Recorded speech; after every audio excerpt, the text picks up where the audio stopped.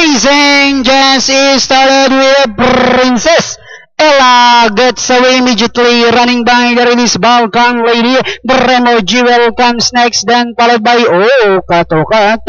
Be Humble comes next, Spartan Double Black second last, while Pradera Verde is the early trailer by about 12 lengths of the leader.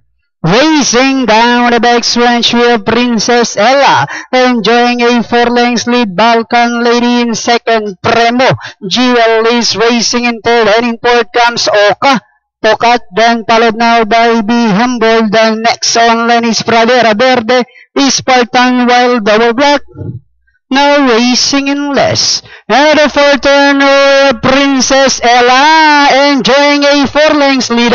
Balkan Lady remains in second. Premo Jewel, Tokat is still in fourth, and in fifth, Be Humble, Pradera Verde, Spartan, while Double Black is still racing in less. And Diana Winter in the home stretch. Princess Ella now by about 6 lengths.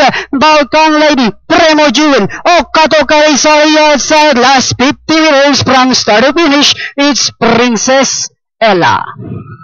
The second is Premo Jewel, Balkan Lady, and comes Tokat, Pradera Verde, Be Humble, Spartan, and Double Black.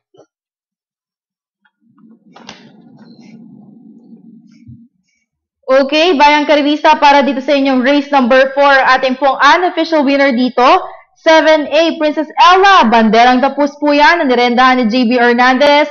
At ito po, masisegundo dyan.